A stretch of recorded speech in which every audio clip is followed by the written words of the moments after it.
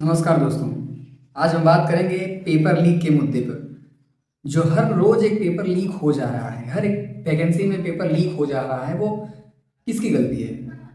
वो एक गरीब घर से आया हुआ लड़का जो है उसकी गलती है, या फिर वो गरीब माँ बाप की गलती है जो अपने खून पसीने की कमाई से उस बच्चे को कहीं इलाहाबाद, कहीं मुखर्जी नगर के एक छोटे से कमरे में पैक हो करके पढ़ने के लिए मजबूर कर देते हैं, उनकी गलती है?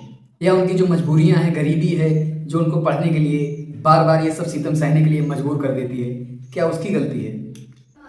मैं जो सरकार में बैठे हुए हैं आला अधिकारी जो, और जो जो भर्ती बोर्ड है, जो एजेंसियां हैं एग्ज़ाम की, जो एग्ज़ाम करा रही हैं, मैं उनसे पूछना चाहता हूं कि आपकी कैसी प्राइवेसी है, आपकी कैसी सिक्योरिटी है कि आप एक एग्ज़ाम नहीं करा पा रहे हैं? और सरकारी जब चुनाव हो जाते हैं, इतने लाखों में मतदाता होते हैं और उनका चुनाव बहुत आसानी से आप कंडक्ट करा लेते हैं, लेकिन आप कुछ छात्र जो एक बहुत सीधे साधे छात्र होते हैं, वो जाते हैं और आप उनका एग्ज़ाम सही से कंडक्ट नहीं करा पाते हैं। कहीं सेधमारी हो जाती है, सुबह बच्चा पेपर दे के आ रहा है और शाम को ये खबर आ रही है अखबारों में, सुबह अगली सुबह की पेपर लीक हो गया है। क्या वो इसीलिए जाता है, वो पेपर लीक होने के चक्कर में, कि मैं जा रहा हूँ पेपर दूंगा और पेपर लीक हो जाएगा?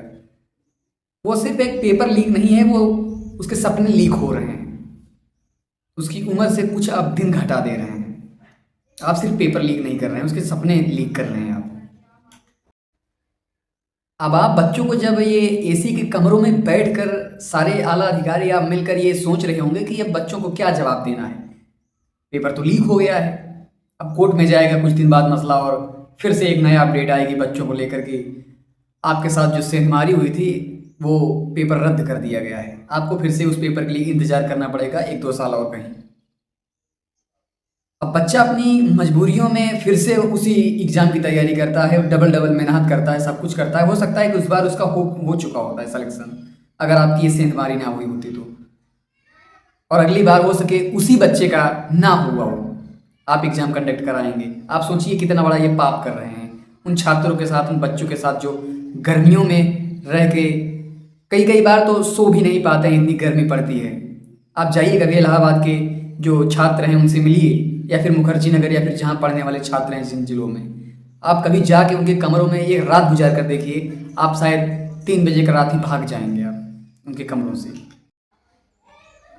मेरे पास कोई बहुत बड़ी ऑडियंस नहीं है, मैं एक बहुत छोटा यूट्यूबर हूँ, और मैं फिर भी छात्रों की आवाज़ इसलिए उठा रहा हूँ क्योंकि मैं छात्र का हिस्सा रहा हूँ, मैं भी इस भीड़ का हिस्सा रहा हूँ, और मैं भी ये सब चीज़ें फेस करके आया हूँ।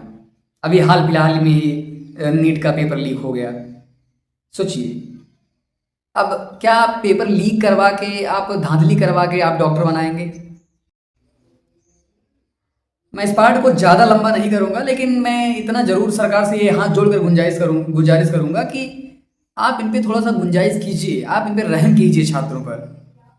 आप ऐसे जो भर्ती बोर्ड है, जो भर्ती एजेंसियां हैं, जो ये पेपर एजेंसियां करा रही हैं, आप उन पर नकेल लगाइए। कम से कम फांसी की सजा होनी चाहिए, कम से कम फांसी होनी चाहिए उनको, जो ये चीज़ें पेपर बेच दे रहे हैं, पेपर लीक कर दे रहे हैं। केवल 1-2 लोगों के चक्कर में आप पूरा का पूरा सिस्टम ही खराब कर दे रहे हैं। ऐसे लोगों पर तुरंत के तुरंत कार्रवाई हो, और फांसी की सज़ा से कम कोई सज़ा होनी ही नहीं चाहिए।